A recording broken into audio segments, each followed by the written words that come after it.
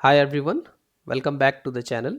This is the next video on this channel, and today we are going to talk about data reconciliation with the help of RPA UiPath. So what is going to happen in this video? First of all, we are going to start by looking at what exactly is data reconciliation and overview. Post that, we are going to see what are the sectors where we can imply the data reconciliation and its importance. Post that, we are going to see what are the different sources and the destination that we can have where we can apply the data reconciliation. Post that, we are going to build two use cases today. So first use case would be where we get an data from a website and we compare it to an existing data source and then we reconcile the report. The next one would be a match and update database where we have two data sets. We will match and compare the data sets. And both of these use cases, use case 1 and use case 2, we are going to implement step by step in UiPath Studio. So if you are able to follow along with this, you will be able to successfully build two use cases. One would be extract and compare, and second would be match and update, and we would be simply able to apply the data reconciliation. Having said that, let's get started. This is where we begin, that what exactly is a data reconciliation. We are going to have an overview of that. So first of all, what is data reconciliation? Data reconciliation, in terms of the definition, it is defined as the process of verification of data. So you can just treat that there is two set of data. The first set of data is called the source and the next set of data is called the destination. We just have to simply verify whether the source is matching to the destination or not. So this is what we call as a data reconciliation. Now the question arises, why exactly we read a data reconciliation? It is because we want to have the consistent data across the systems or across the sources. In the top three blocks, you can just read about the definition for the data reconciliation.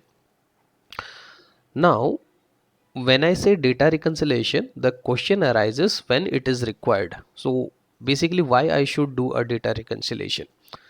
I may have a system where there are missing records or a value.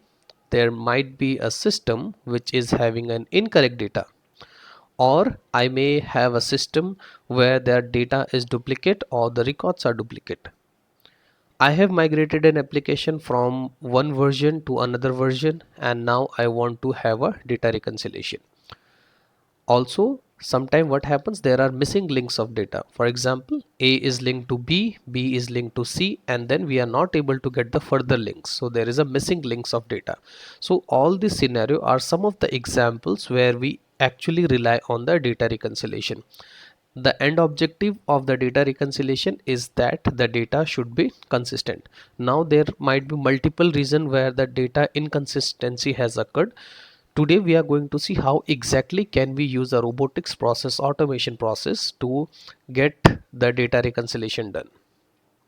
Let me go to the next slide, which is called the sectors and importance.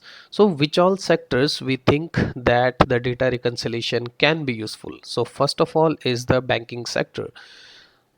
On a daily basis there are a lot of entries which are happening on a bank. So duplicate entries might be a scenario that where you have entered the same transaction or the same entry duplicate.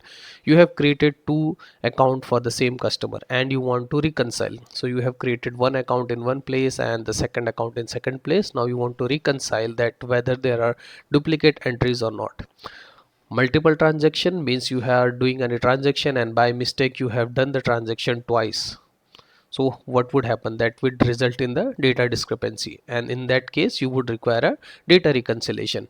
Now you might be a bank and you have just made a alliance to a new data source.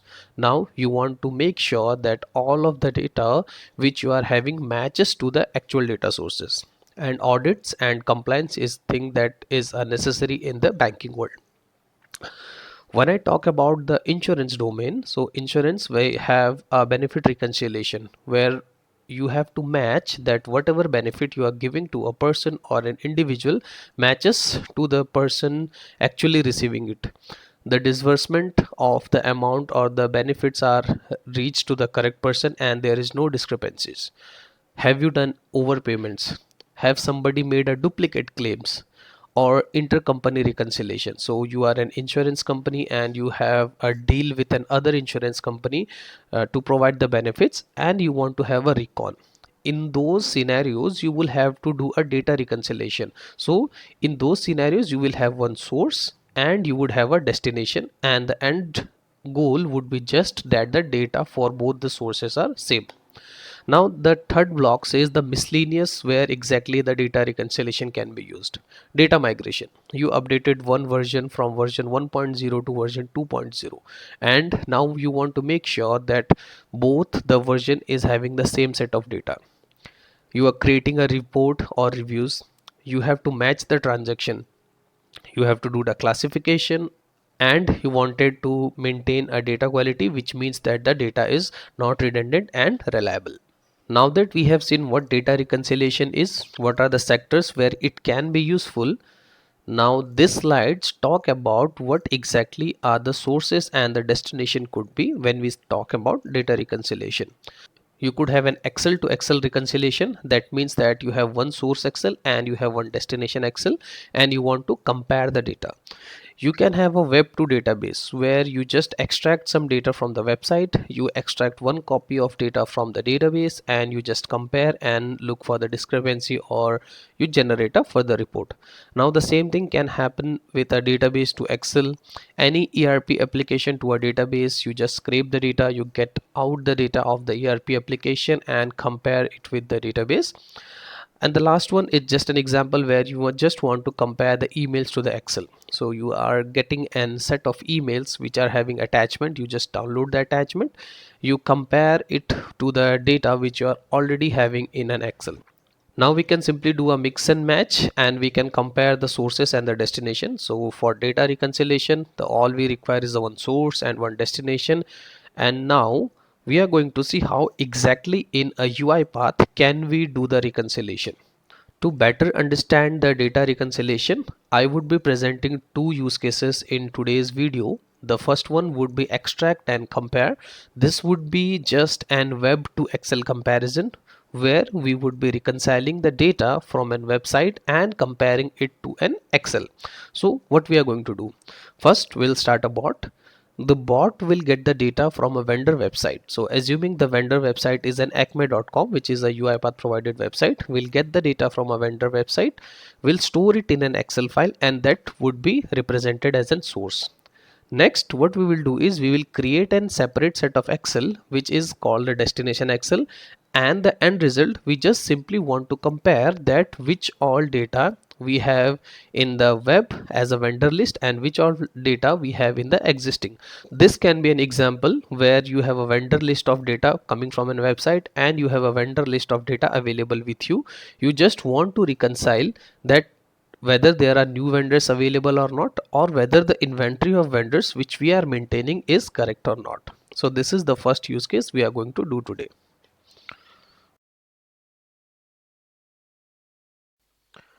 Okay, so now let's talk further about the use case. So what exactly are we going to here, and where exactly are we going to get the vendor data, and what we want to compare? So I am logged into the Acme Test UiPath.com website. This is a website which is provided by UiPath.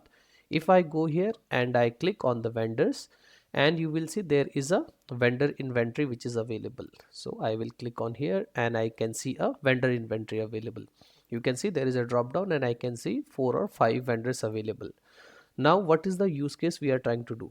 So assuming that this is a one data source for me, which I am extracting the data from a website and I have to compare it to some source. Now for that source, in my UiPath Studio, I have a data folder created and I have kept a Excel here, and the Excel name is vendor data. So now you can think of this as a inventory or anything, a source data that you have to compare to the website data. In the Excel, I have kept some of the vendors, so definitely there are more vendors, let's say 9 vendors here, and in the website there are less vendors. So now I want to compare which exactly vendors are available in the website, which are not available here, or what are the extra vendors which are available here. So this is a classic form of reconciliation which you can do in any of the processes. So all you require is just a source and a destination. So for me, the source is this Excel which I have placed in the solution in the data folder, and I have to compare it to a destination that would be my Acme website. So this would be an example of Excel to web reconciliation. Now let us try to see how exactly can we do it.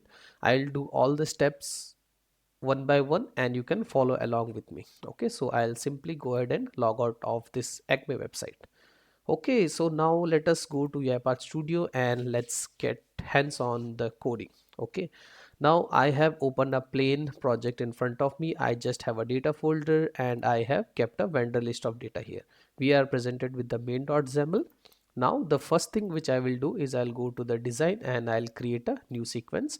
This sequence I will call extract data from web. Okay, so that is the first step which we are going to do. First, what exactly we are going to do, we will get the data from the website, we will store it in a data table, then we will read the other data. So for that, first we would have to extract this data from this website. Now how do I do that? Now first of all, if you notice, this is a website, so definitely we would have to write some logic to open this browser and do all the kinds of stuff, right? So now the first activity which I'm going to take is open browser. In the open browser activity, we have to specify the URL. So here I'll specify the URL what we are going to open. Now in your case, it can be any other URL or any other website. Now when you are doing a real world automation, it is always good that you keep all these URLs in a configuration file or in a config file. Whenever that there is a changes in the URL, you can accommodate it. Okay, now what we have to do when the browser is opened, the next thing UiPath will ask me that which browser you want to open. So I am working in the Edge browser, so I'll go here and in the browser type I will simply select the Edge browser. Okay, job done. Now once the browser is open, what is the next thing I have to do? I have to type the user ID and the password. So where exactly I will get the user ID and the password? It is always recommended to store the user ID and the password in the assets. So I am connected to my dev or the community orchestrator. Here I have created in the assets, I have created this asset which is called the Acme credential, and this is the asset which I am going to use in the further automation to log into the Acme website. So I'll simply copy the credential name, and if you notice, this asset is created in this folder which is called the admin folder. So let me go back to my UiPath Studio. I'll simply change it to the admin folder, and now I should be able to get all the resources that are respective to this folder. Okay, now to how do we get the asset? So to read the asset, we use an activity which is called the get credentials. Okay, get credential activity. Now get credential activity is simple, it expects a asset name. So the asset name would be the asset name which we have made in the orchestrator. Again, this thing, all these things should come from a configuration file. There is a dedicated video on how can we use configuration file and how exactly can we use a config file without using RE framework. So I'll put the links in the description and you can refer that. That is not a scope of this video, so we are not going there. Okay, so I'll just specify the asset name. Now this activity will return me two things. One would be the username and the other would be the password. So I will hit Control plus K. This is the shortcut to create a variable of the required type, and I'll simply type here username. For the password, again I hit Control plus K and I say password. Now the beauty of using Control plus K is that it will automatically create two variables for me with the correct type of the data types. Otherwise I would have to look for secure string and all those things. Okay, so I have got the credential. Now the next thing is I have to simply go and use a type into activity. I'll go and take a type into activity here. I will point it to the, I'll use Alt plus tab to go to the Acme website and click on the email. Here I have to specify the email ID, and where exactly is the email ID? In our case, the email ID is nothing but the username. and we have stored it in this variable. I'll pass this variable here, str username. Next, to type the password in any of the web application, we have to use an activity which is called the type secure text. Okay, this way you ensure that the password is not visible on the screen. Okay, so I go here and indicate it on the browser and point it to the password field. Now where exactly is the password? You would have guessed it correctly, we have stored it in a variable called password. So I go to the input variable, and if you'll see, it expects a type of secure text, and our password is a secure text. So like this.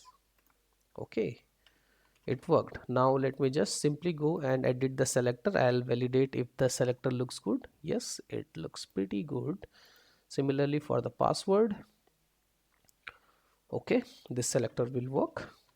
Next, okay, so what is the next step? I have keyed in the past user ID, password. Now next I have to click on the login button. So how do I click? To click on the activity, we simply use an click activity. I'll drag and drop it after this, and I simply point it to the login button like this, and that will create the selector for the login button. If I validate the selector, it looks pretty awesome. Okay, now I save everything, and now let's try to run this flow. Now what should happen? The bot should open the Acme website, user ID, password, and login. Let us check whether up to this step it's working or not. I'll go here and I select run the file.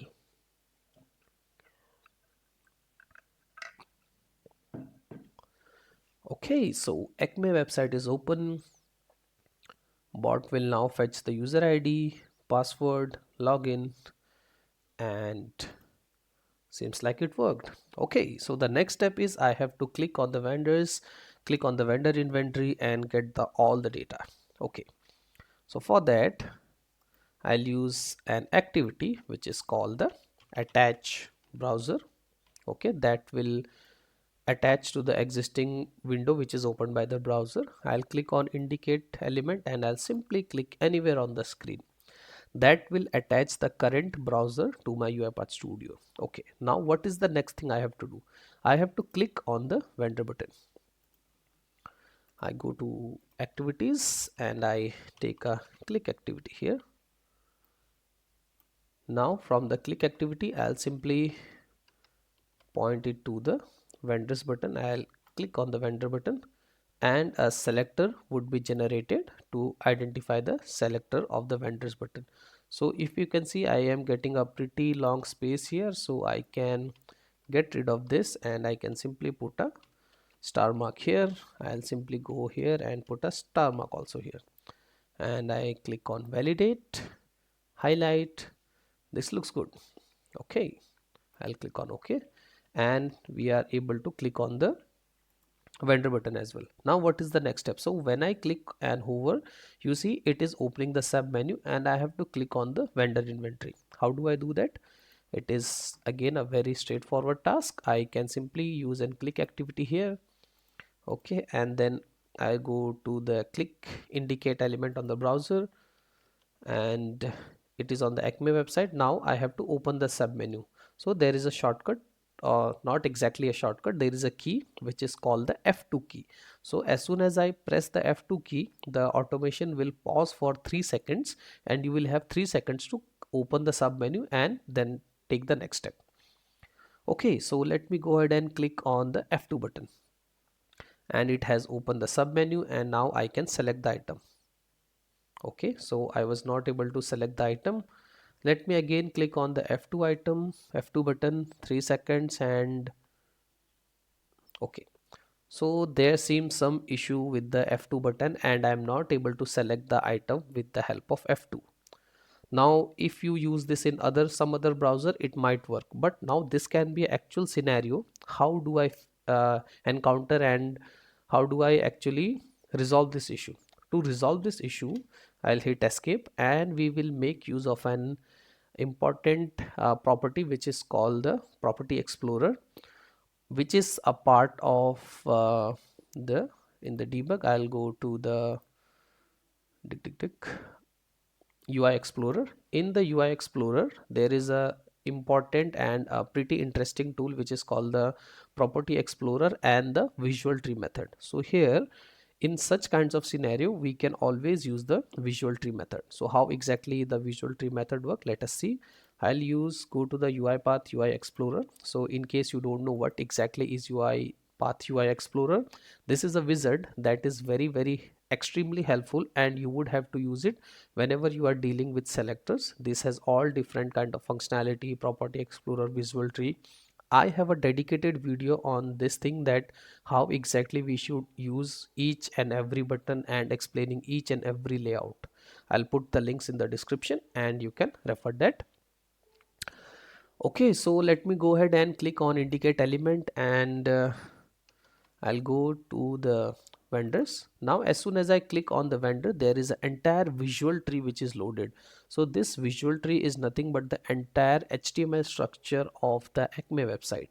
Now what thing I'm interested, so this is the button, and beneath the button you can see there is an unordered list. So unordered list would be nothing but the items which are available here. So if I just go back and if I hover, you can see I am getting approximately 7 to 8 items, and I am interested in the second last item which says the vendor inventory. I'll go here and I'll open the unordered list, and here the second last item, I'll right click on it and I say right click on this element, and I can say set as target element. Now I have explained this thing pretty fast, because there in the previous video of the channel, I have explained all the entire using of the visual tree in detailed manner. So you can always go to that video and watch it. So as of now, I'll quickly explain what I have done. In the visual tree, I have just used the unordered list, because I can see all the items here. I have just selected that item as a target element, and I have got the selector here.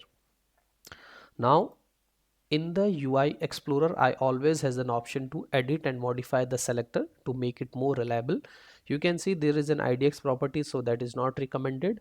So I go here and change it to inner text, and it is lost. And this selectors looks pretty good to me. I'll copy this, minimize the UI Explorer, go back to my UiPath Studio and the click activity which we have taken in the properties.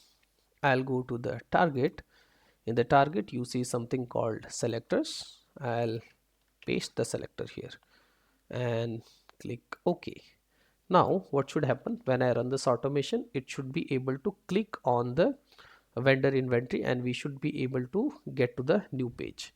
Now let us see if the automation is able to work till this point. I'll go back to here. I'll simply click on the logout, so that once the browser and the bot is rerunning, it should be able to find the screen. I'll close this one also and run the file. Okay, so now it should open up the Edge browser. Okay, user ID, password, login, vendors, vendor inventory, and if I go back to the Edge, awesome, right? I can see it is working. Okay, so till here we are good. I hope you are able to follow along with me. Next, what we have to do is I have to get all this list of data. So all this list is a drop down list. So how do I get all the items from the drop down list? Okay, so for that we would need to use this Explorer, UI Explorer seems like. Okay, again I'll use one more attach browser. Okay, I'll use a attach browser activity again, and I will point it to the newly opened instance or the newly opened page of inventory. Now to get all the items from the drop down, we have an activity provided by UiPath which is called the find children activity. So what exactly is this activity? Find children activity, whenever you point it to any element on the screen, it will return each and every UI element. So when I say UI element, how does UiPath uniquely identifies the element? That is with the help of selectors. So all these items which are available in the dropdown are nothing but a UI element. So UiPath will create a list of all this item in the form of UI element. Now to know more about the find children activity, what is that, how do we use attribute, all those things, again I have a video explaining each and every bit in detail. You can always use that video and get to know more about the find children. So now find children will give me list of all the UI elements, and in the output I can always use an activity, I will always use a shortcut which is called control plus K, and I will create a variable called, let's say, children's from the drop down. Okay, childrens children's dd. So that means that I will create a variable, and the beauty again is that it will automatically create a variable with the desired type, that is enumerable list of UI element. Okay, now how do I get each and every item from the list? So which is that property? Okay, so again I will go to my UI Explorer. This tool is very awesome and very useful. I'll again go and click on indicate element, and I'll point it to the item. So here, and if you will notice, in the last instance I have used this one, but now I can, here in the select vendors, these are all the options which are available, right? So if I click on any option, the property explorer will be adjusted as per the requirement. Okay, so now if I just scroll down, you notice that in the inner text, in the inner HTML, I am getting the name of the vendor. Okay, so how do I know that? If you will see here, this is the D3 DE32547 DE32547, that is available in the inner HTML and the inner text. So I'll stick to the inner text. So that means all these UI elements. So how exactly the structure is now? Now find children has given me all the elements in the drop down in a form of UI element, like means I would have all these options available in a drop down. Out of this option, now I have to use the inner text. Okay, so how do I use it?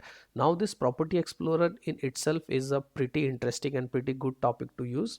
You can always use the video which is getting linked in the description to know more about the property explorer. And then to again use the property explorer, I have to use this element. So to use this element, I'll go back to my UiPath Studio, and since this is a list, I would have to use an activity called for each. Why I'm using for each? Because I have an enumerable list of UI element. Okay, so for each item, and what is the list? This is the list, right? Children drop down list, it is a enumerable. I will iterate here in the item, and the item would be nothing but the UI element.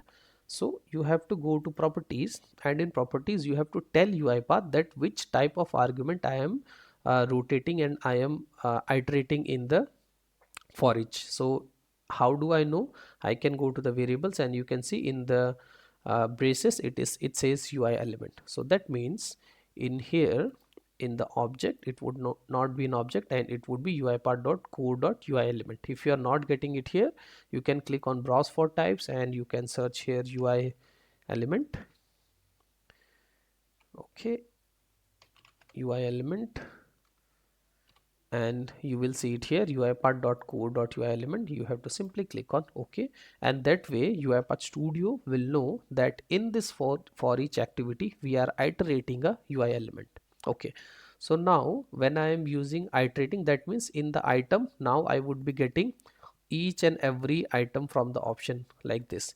And now I know that I have seen in the property explorer that I am interested in the inner text. So from each item, how do I get this out, right? So for that, I will use an activity which is a pretty interesting one, which is called the get attribute.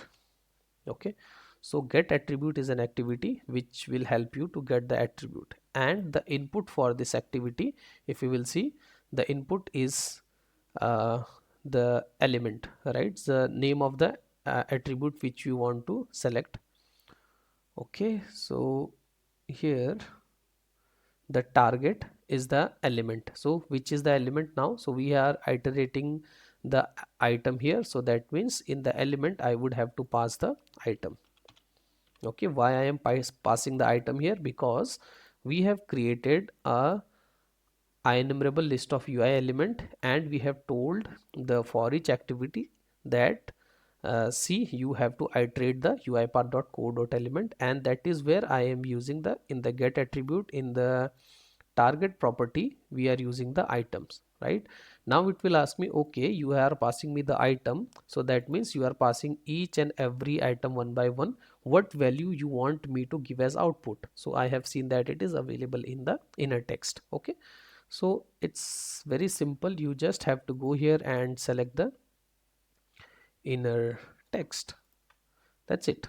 Right, and now you can simply go and store this value in a variable, which I say, let's say vendor ID.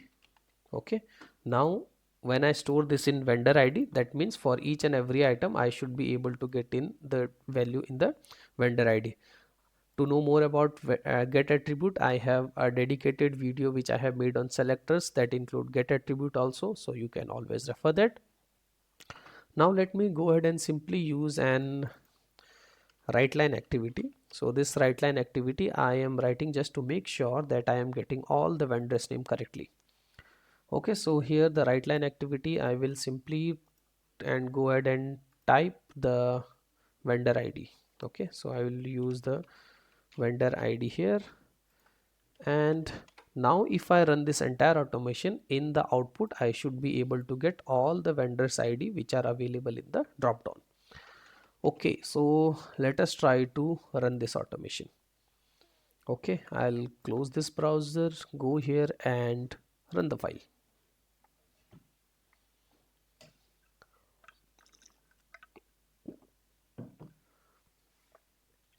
Okay, browser fired up, type user ID and the password, getting from credential, click on login, vendors, vendor inventory, get all this data, and if I go to the output, okay, I can see 1 2 3 4 5 items. The last item is RU56 something. Okay, awesome. That means I was successfully able to get all the items from the drop down. Now, if you remember, our agenda here is I want to compare this data to a data which is available in the data folder to this Excel, right? So now I would need to convert this data to a data table, so that way it would be easier, because whenever I will read the Excel, I will get a data table. So how do I convert this all these items which is coming as an individual string to a data table now? So first, it is pretty straightforward and pretty simple. We simply go and I will go to the variables. I will create a data table. So I will go here and use, and first let me go and take an activity which is called the build data table. Okay. So at the starting of the program, we say that we create a build data table. Just to why I'm making here, because I want to make this global. You can use this in between also, but I prefer to use it here. Now when I use the build data table activity in the properties, I will get a data table. I'll go here and hit Ctrl+K and I'll say dt underscore acme vendor data. Okay, that means that this data table will hold the acme data. Okay, I'll delete the extra variable which I created, save this guy in the data table. Now I know that I want to store only one column, so I can get rid of the extra one. I can get rid of this one. The column name, we have an option to edit, so I will write here when ID maybe, or let's do it like this. I'll call it vendor ID. It is a form of string and the maximum length would be 100. Looks good to me, and okay. So now this data table would be blank by default, right? And what we are going to do, we are going to add each and every item to this data table. Okay, so dt vendor acme data is available here. Let me just initialize the data table by using new system dot data table. That will initialize the data table here, and we will not get the null reference exception. Okay, now here our data table is ready. Now what we have to do is, whenever we are getting iterating anything, so since I was printing here, the bot was able to print correctly. Now what I can do is I can simply use this guy vendor ID to add each and every row in the data table. How do I do that, right? So I will use an activity called add data row, because these all things would be nothing but a data row to the data table. I will remove this guy from here. In the add data row, in the property, you see it has pretty straightforward properties. That what is the data table, right? The data table is dt vendor data. Now input. So do I have a data row? No, I don't have, but I can always use and make of an array row. Okay, so how do we use an array row? I use braces like this, and with the comma separated value you can give the values. Now as of now I only have one value, and that value I am storing it in, okay, in the variable vendor id. Why vendor id? Because this was the value which I was printing, right? Vendor id. Okay, now add data row. I go to the properties. Okay, there is an extra dot. I'll just remove this. Okay, so now what will happen when I run this automation? It will add the data row to the data table. Now to know if it is working fine or not, I will add an log message here,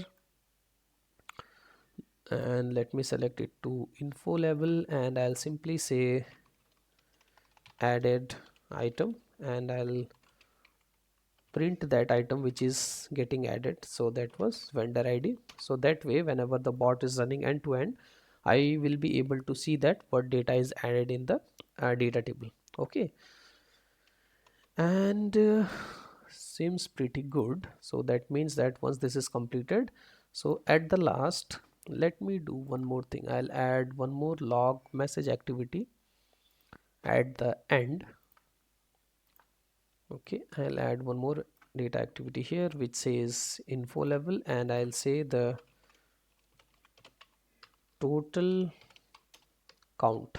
Okay, so that way I should be knowing that how many items are added, total count from acme, right? And the all the data is getting stored in the data acme vendor data dot rows dot count dot toString. Okay, that means I am simply printing that how many rows are added here. Now what, as an exception handling, I'll simply right click, uh, surround this activity with a try catch block. Okay, and in the exception I'll simply use an exception, and in case if any exception is happening, I just simply want to uh, let's say log and message. So we can have many different ways of exception handling. You can send an email, you can restart the program, but as of now let me simply put an error message here, and whatever error is there I just want to log it as error message, and I will say exception dot toString. So that completes pretty much the extraction from the web part. Okay, why don't we go and log out and run this flow end to end, and let us see what we are getting. I'll go back to my UiPath Studio again, and from here run the file.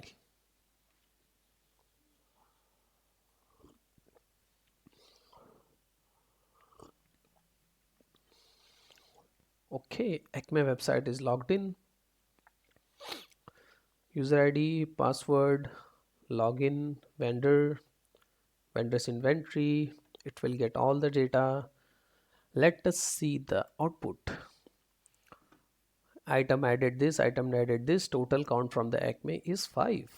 This looks pretty good, right? Now you would have noticed that whenever the bot is working, two things. First thing, it is not opening in the full window, and next we have to log out the browser, right? So that would be our next thing to handle. So here once everything is done, I'll simply go and take one more activity which says, okay, so in here only, because I can see the logout button, it is available in this window also, this one, right? So I can go here and I'll simply go to the UiPath browser. I will take an activity called click activity. So that will basically gracefully close the application. So whenever, for example, if we use RE framework, there all this mechanism is already handled. So as of now I am not using the RE framework, so I have to do it like this. Okay, okay, here it is, and I'll simply go and click on the logout button. So that will make sure that once everything is done, it will simply click on the logout button. And what I can do is I can actually use an activity which says close the tab. Okay, and that will close the tab also. And you would have noticed that once it reopened the browser, it has opened it in some minimized or kind of mode, right? So for that, whenever we are opening the browser, I can always tell UiPath that you maximize it, right? So how do I use it? So I can use an activity which is called the maximize window. Okay, and that's it. Now if my browser is like this, I log out, and now if everything goes wrong, it will log out and it will close the tab also. Okay, so I'll close all the instances, save everything, and this workflow is completed. Okay, so now this extract data from web is completed. I am able to get all this data in this website. Now the next set of XAML is I have to read the data from the Excel. So I will say get data from Excel. Now this we are writing to get the data from the destination, right? In our path, that was the source and this is the destination. Now how do I read an Excel? I will use simply an activity which is called the workbook read range. I can use an Excel application scope also. I'll point it to the workbook path, and the workbook path is in my data folder. It is available in vendor data. I'll click open and it has passed the path. Right now you can always go and store this path in the configuration files. How do we use config file and all? I will put the links in the descriptions and you can refer that. Now let us validate what exactly is the sheet. The sheet is sheet name, and I'll go here and it is sheet name, and I will simply make this thing to blank. That means that I want to read the entire data. Okay, in the properties, once again, there are headers. Yes, there are. Then I hit Control plus K and I say dt underscore Excel data. That means whenever I read this guy, I will get this data table here. Now good practice, I will again go here and surround this guy with a try catch block. In the exception, I'll simply use an exception here, and in case any exception is happening, I simply want to log the message.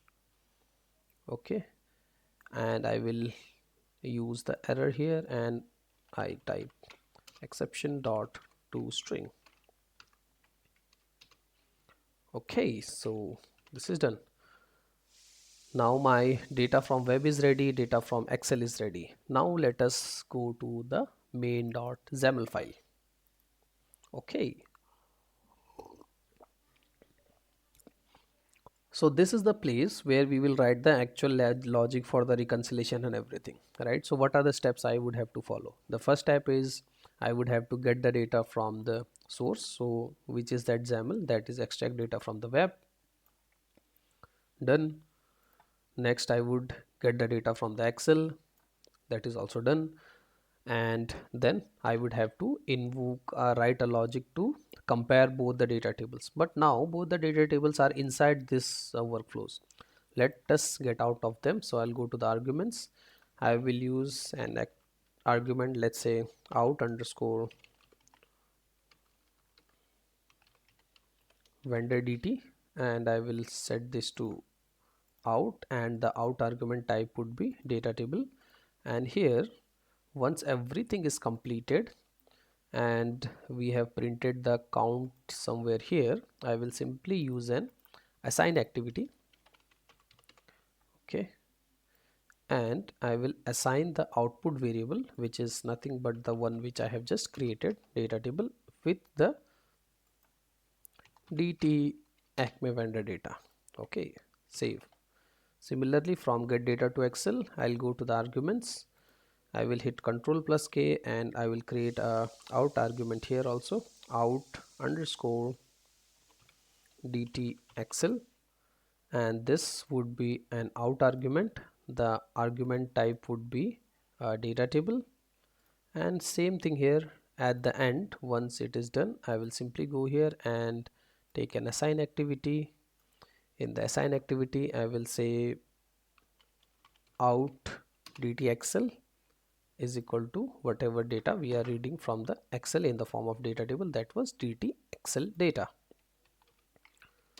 Okay, I'll save both the workflows. Now if I go to the main, I should see that I am getting two arguments, one from the vendor and one from here. Let me create two local variables here. I'll hit control plus k and I say dt underscore vendor data. Okay, hit ok, and in the import arguments from the excel, I will go here, hit control plus k, say dt underscore excel data.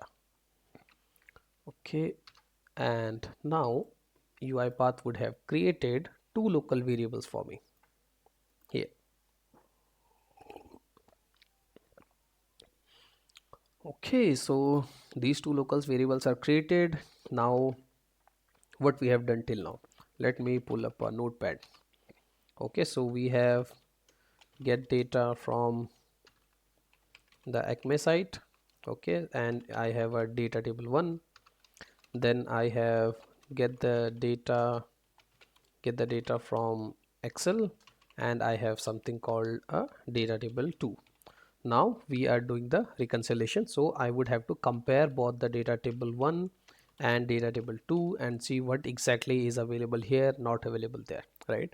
So for that, I'll go and create a new sequence here.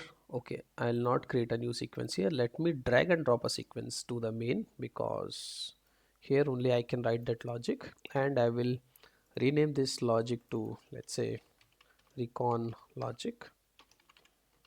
Okay, now okay, my sequence is ready here and my two data tables are ready. Now you would see that there is a concept of joins, right?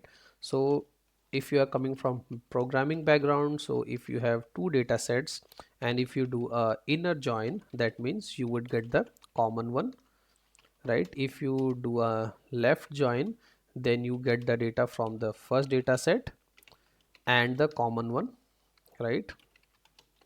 So this is what we are going to use in the further part, that what how can I use of joins.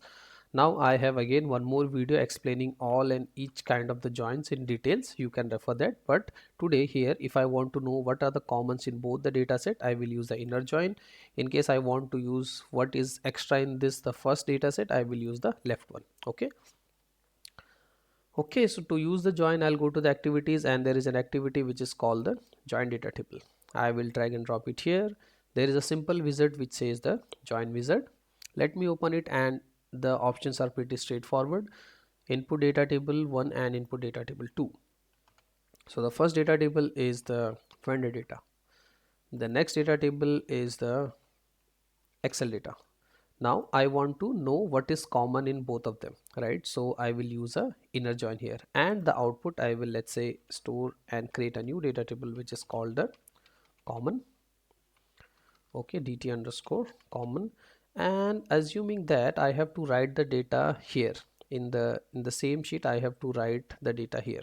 Okay, so now I have two data tables. I am doing inner join. Now I have to do a comparison, which is equal to now the column table. Here you can specify the name of the column also, but I would rather go by the index. The column number starts with 0. So first column of the DT vendor data needs to be available in the second column of here, and whatever the output we are getting, we want to store it in a DT common website. And once we everything have the common website, I'll simply go and use an activity which is called the right range activity. Now in your implementation, you can store this thing in a data table and use that data table to print in Excel, to move to some other data sources, but as of now I will just like to print the data in this sheet only. Now right range will ask me where exactly you want to write the data. I'll point it to the vendor data Excel like this. The data table would be now DT common, and the sheet name would be now, let's say, common. Okay, COMMON, and where exactly I want to write the data in A1, and Do I have headers? Yes, I do have. I'll save this. I'll close this Excel, and let's try to run this automation end to end and see how it goes. I'll close my orchestrator website also. Okay, so I'm in the main. I have got all those things, and once it is done, I want to print a message.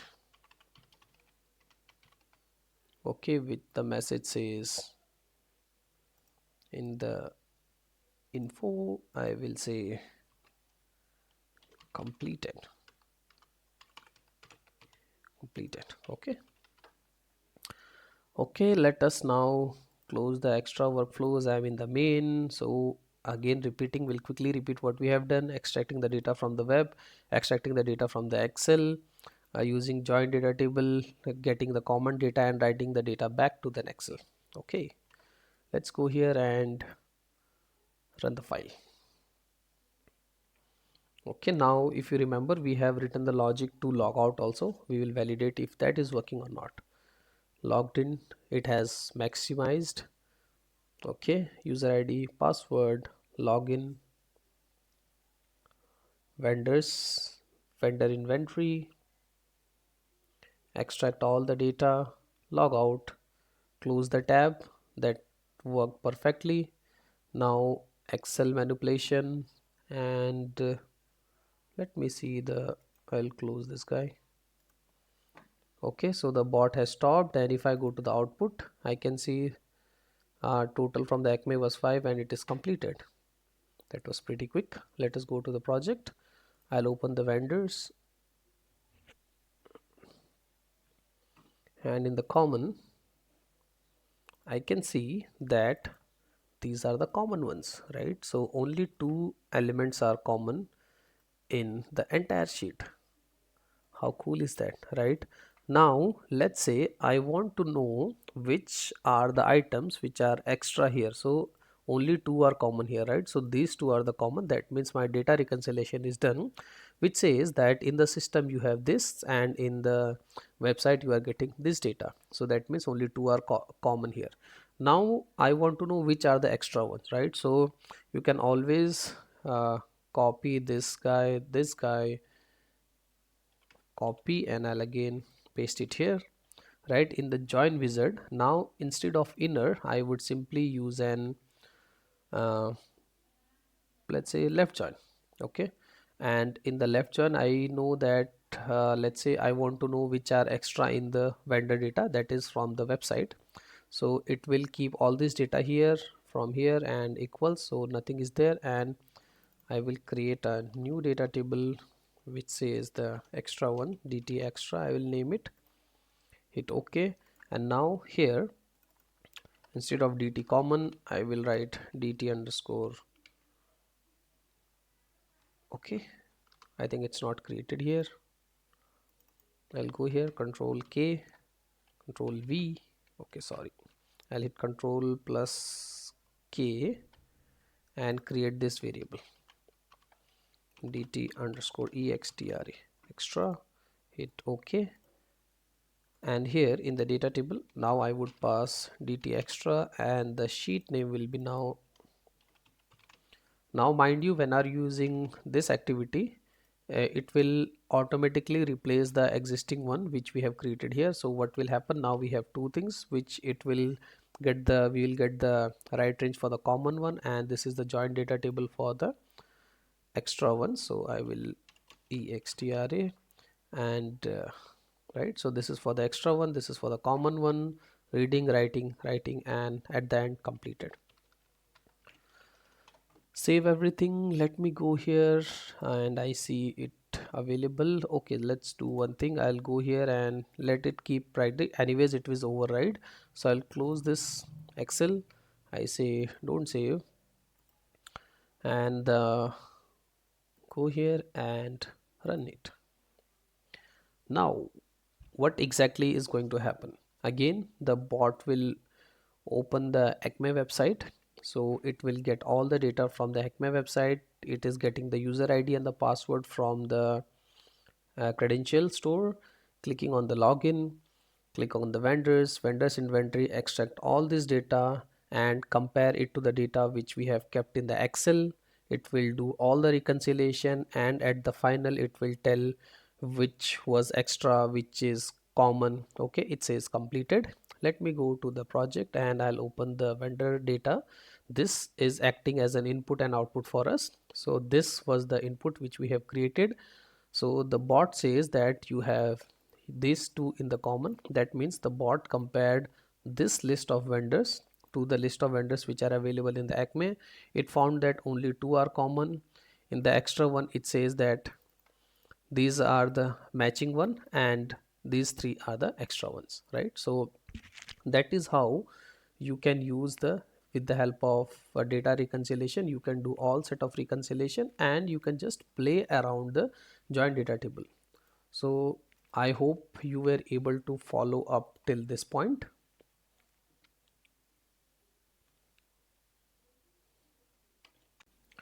Okay, so that brings us to the end of the use case one, which was to extract and compare. So what we did in this demonstration, we get data from a website, which was a Acme website provided by UiPath. We store the data, then we read the existing data which was getting stored in an Excel. We compare both the data and we generated a final report. In this use case, we stored the final report in an Excel sheet. You can again use the same Excel sheet for further analysis. You can you can use it as attachment to the email and do the further set of operations. I hope you were able to follow up with me the use case one. Now the next we are going to do is the use case 2, which is called the match and update the data. So what exactly are we doing in this match and update? We are going to start, we would have an Excel sheet. That Excel sheet would have two sheets. Now there would be sheet 1 and let's say sheet 2. In the sheet 1 we would have some, let's say, manufacturing related data, and there then would be one more sheet which is called the sheet 2.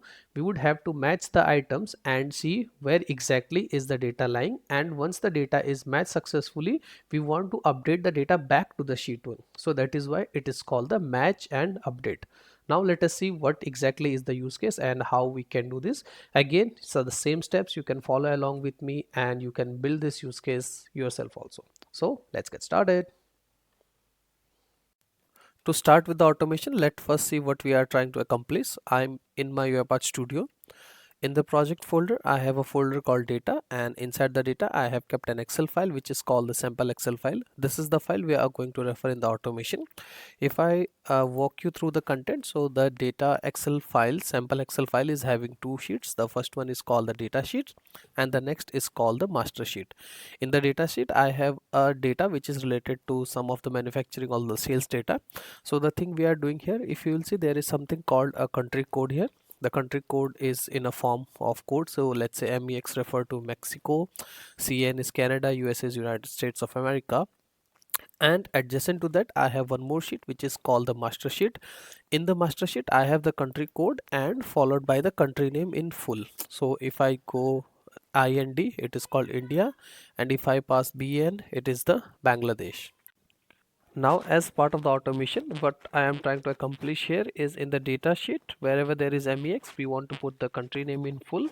Wherever there is, let's say, USA, I have to put United States of America here and correspondingly the rate. So if you'll see in the master sheet, we have something called the code. This code corresponds to the country code here, and here it is called the country code, and then SRI I have to put Sri Lanka and the rate would be 45. So we have to map the two sheets and put the data accordingly here. So once we run the complete automation, what should happen is wherever there is CN, the bot should type here Canada and correspondingly the rate for the Canada.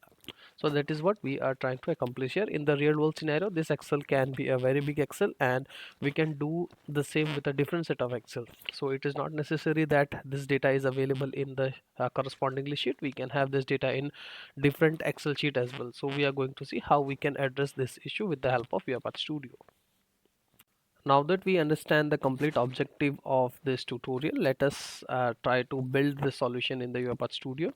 I am in UiPath Studio. I will go ahead and create a new sequence. I will call this sequence copy data across sheets maybe, and I will hit create.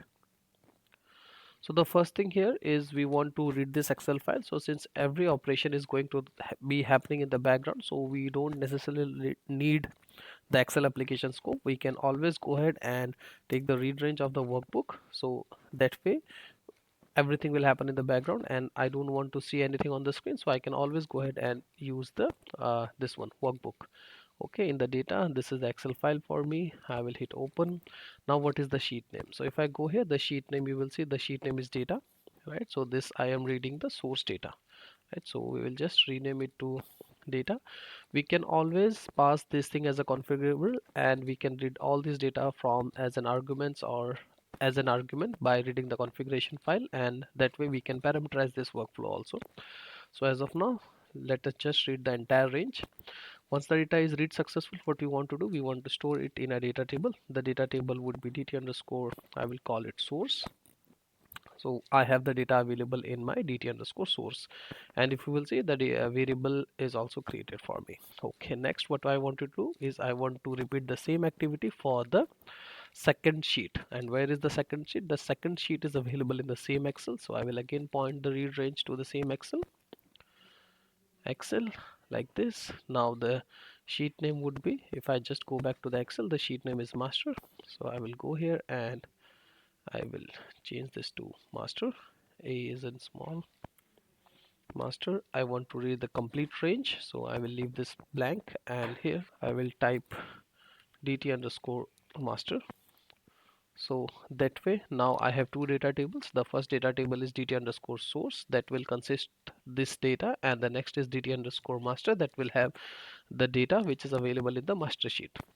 Now what should happen now, as I told in the beginning of the tutorial, that this data may be available in different Excel sheets. So how we can read that? We can always go ahead and take a read range. This read range may be of Excel application scope, and then you can have two data tables. To start with the actual logic, we only need two data tables. So in our case, the two data tables are dt source and dt master, and if you will see, the add headers checkbox is checked. That indicates that we do have headers for both the Excel sheets, right? Now next what we want to do, now I have both the data tables available, right? So now we want to compare it with each and every row. So if I ask you as a human, how would you do it, right? So you will go here, you will see mex, then you will navigate this mex to this in entire sheet, and if it is available you will type, right? So basically you are traversing each and every row of the Excel, right? So how do you traverse? So for that, in UiPath we have something called loops, and I will take a loop called for each loop, so that will iterate all the data, right? So I will go ahead with for each row of data table, because I have already read the data table in the dt underscore source. So I will drag and drop this guy here. And what is the first data table? So the first data table is dt underscore source. I will take the data table here, and let us just change this to source. Okay, so now what this source, now this source, source source, this guy will have these rows one by one, right? And what we have to do is we have to compare the data for the country code. So I will get here a country code. So for getting the country code, what I can do is I can take an assign activity. Okay, I will drag and drop it here, and we can directly even pass the row of source like this also, but it is a good way so that we understand it correctly. So I'll quickly create a variable called str country, so that way we are sure that what this country variable is having, and str country will have the data from this row. So now if you'll see, the row is the source and the country code is available in country code, right? So if I go here, this was the code, right? So in the real world automation, you can pass this thing from an configuration file, and also you can read this column not only with by this. So if you'll just see the syntax here, right? So you, if I just do it like this, so you can read it by the column name, by the column number. So we are using this guy. I am directly passing the column name here and dot to string.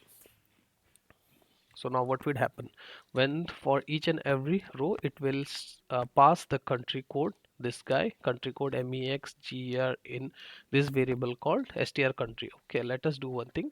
This is actually country code, so I will type it here country code, so that would make more sense, right?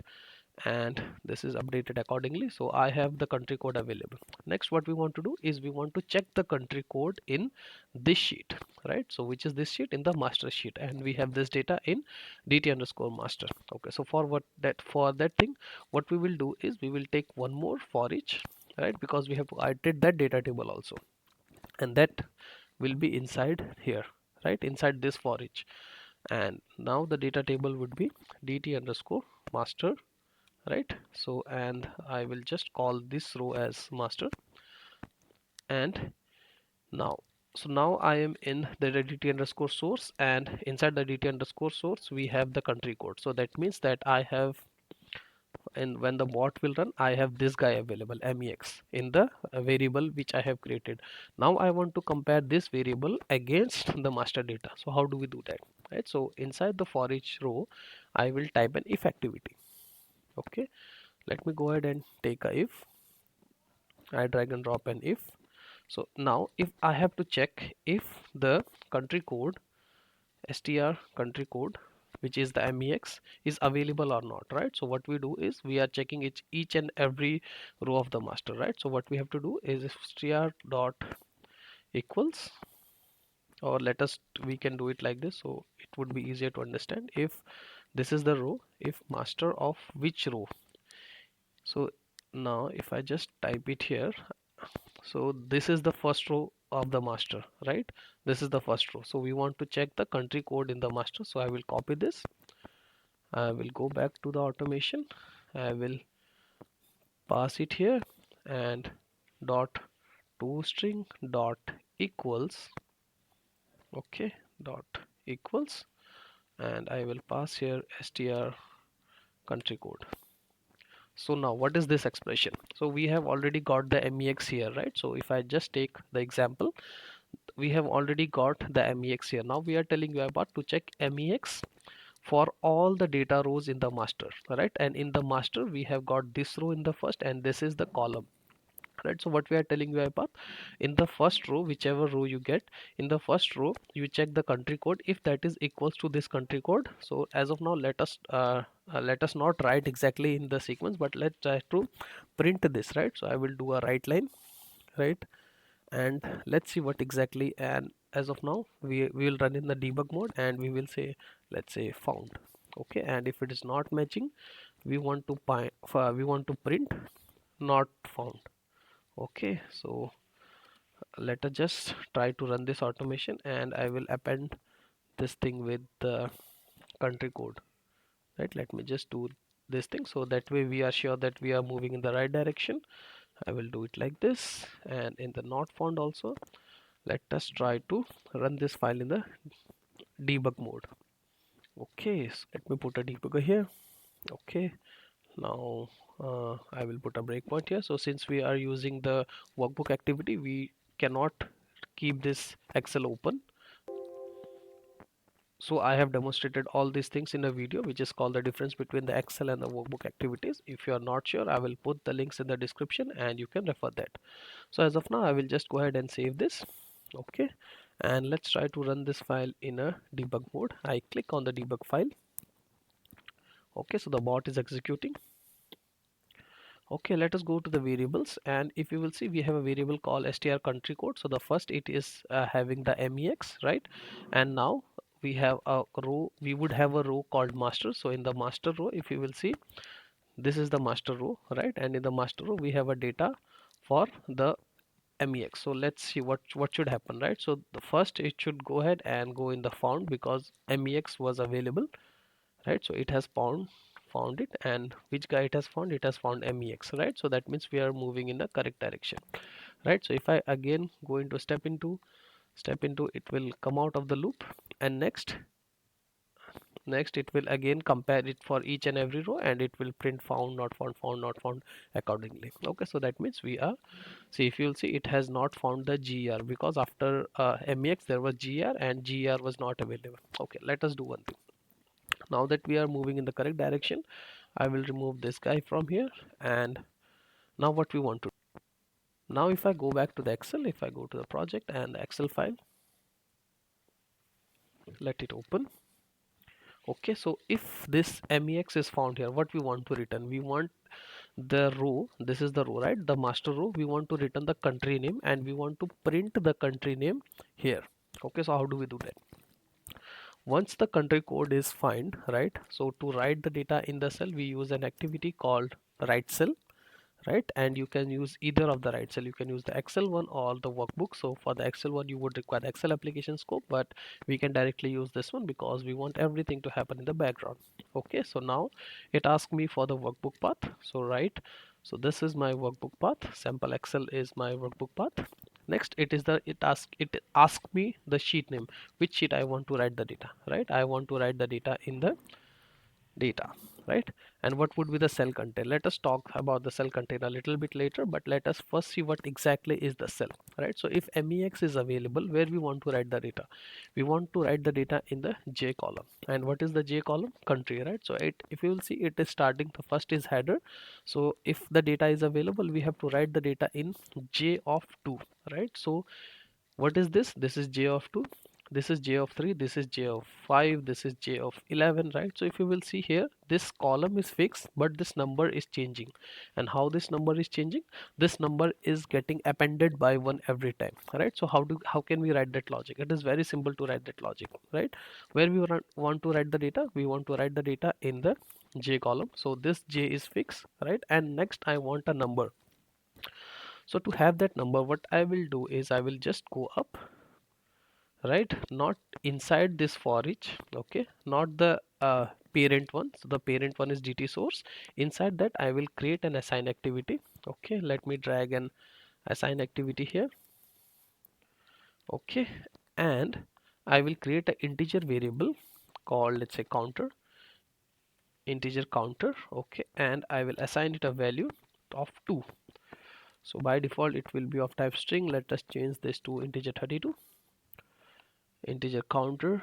Okay, let me change this to integer 32, and the value for the first time will be 2, right. So what would happen when the bot enters the first row? It would be 2, and once it is looping through the for each, right, so the first time it will, if the data is found, right, it will write in j of 2, right. So the now the data will be printed in j of 2.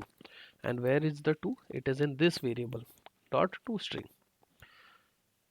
right. So now if I just open this expression here, okay, if I just go here and open this one, so what I am telling you about, whatever data I want to write, you have to write in j of the counter. And what is the counter? As of now I have set the counter to 2, and this is we are assuming for the first time, right. So this would work, j of 2. And what is the cell content? Now the cell content is in the j of 2, I want to write this data, and this data is available in the country name of the master row, right. So what I do, if I go back here, I already have this master object, right, this row here. So I will type here master, and in the double quotes dot toString. So what would come here? In the master I would go here and I have to get the full name. So where is the full name? The full name is available in the country name. So this would be the column name. So I will copy this in the UiPath Studio. I will go here, and from the master row I want this guy, right, country name dot toString. Now if I just go back to the statement, so what we are telling you about, we are telling you about to, whenever the data is available, you have to write the data in the data sheet in the j column. And what data you have to write? You have to write the master of country name. Okay, and if it is not available, you don't have to do anything, right. So that is how the write cell will work. Now the question arises, what happens when the bot has already written, how this value will get incremented, right. So you would have guessed it correctly, we have to just increment the value by 1. If I go here and I will type int counter, and I will just specify here int counter plus 1. So what would happen, right? So first time it would be j of 2, right? So if I just navigate through the code, it would be, for the first loop it would be j of 2. Next it will get the country code and it will write the country code, whether it is available or not available. We have to just increment it by 1, and by this way it, the value would be 3, and when the next time the bot will run, we would write the value in j of 3. Okay, let us try to run this. I will close this. Don't save. Okay, let me go here and run the file. Now the bot has executed. That was very quick. Let me go back to the Excel,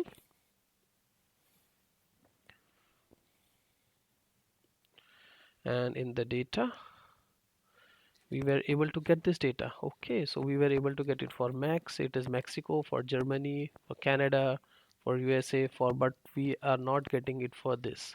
Let us see why we are not getting this guy. Okay, I am back in my UiPath studio, and if we will see here what is happening, it has printed only for 5 times. That means the loop, the counter, it's not placed in a correct location. Okay, so this is the problem here, right? So what is happening is we were incrementing the counter based on the inside loop, that is the master one, right? And master is having this data, and so basically we have to loop increase the counter based on the data of the actual sheet, that is the data. So the loop will be not inside the master, but it will be inside the for each of the actual one. Okay, so what we have to do is we have to just increment the counter, this guy. I will cut it and I will paste it in this for each loop. Okay, here after this for each inside the body of the source, right? And the initialization, this guy will come at the top. Okay, we'll go here and I will paste it here. Okay, and now let us just increase the scope of the variable. So the scope of the variable was inside this body. Okay, so integer counter. Now let us just increase the scope to this guy. Save. Okay, now let us save everything and I will close this Excel. Let me just keep it like this. Any which ways what will override the values. I will click on save. Let us go here and run the file. Okay, so bot has started and completed the execution in 2 seconds. Let us go back to the project folder. I'll open the sample file. Okay, let me maximize it and let us verify. Okay, so FRA is France, MEX is Mexico. Awesome. That means the automation which we have written is running successfully.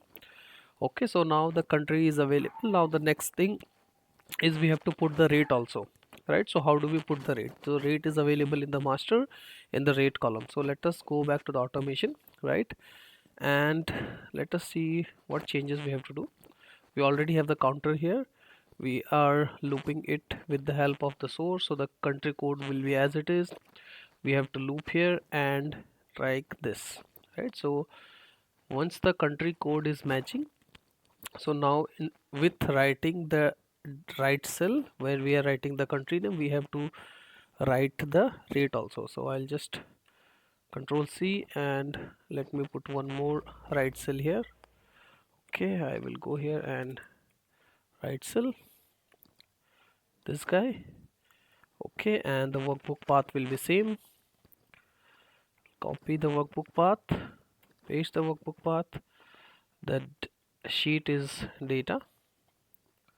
Okay, I have come here, so the sheet is data. Let me rename it to data, right? And the now the content, right? So what we have to write in the content, now the content, it's not the country name, so now the content is the rate, right? So we will just have to specify here rate.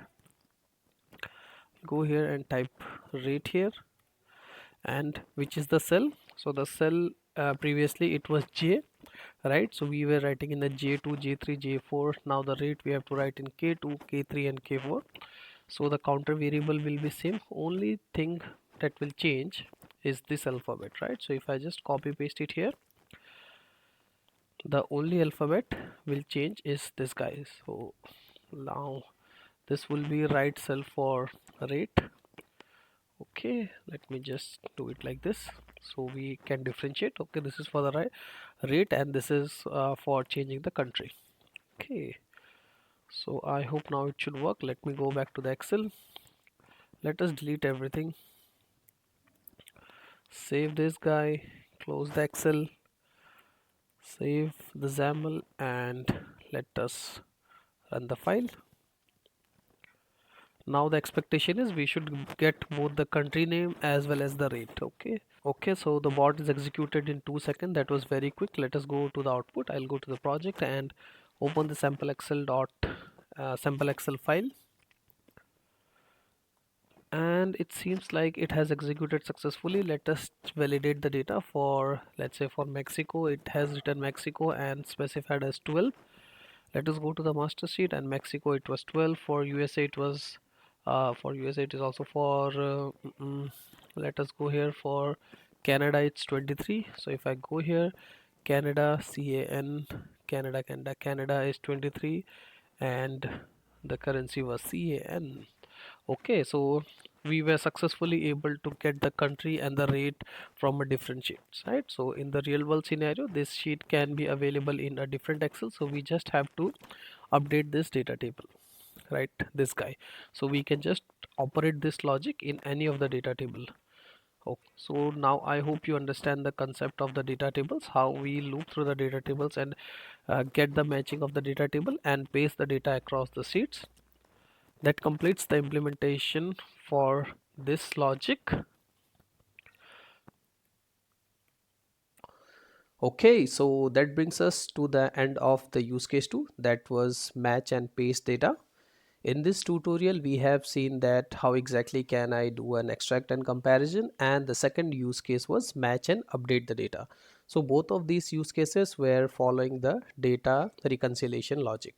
In case you want the XAMLs and the code or the Excels which are demonstration, you can always drop me a note on the email ID which is mentioned in the comments, or you can simply put a comment and with your email ID, and I should forward you the XAML. Having said that, I'll wrap this video here. In case you like this video, please do subscribe to the channel, and happy automation.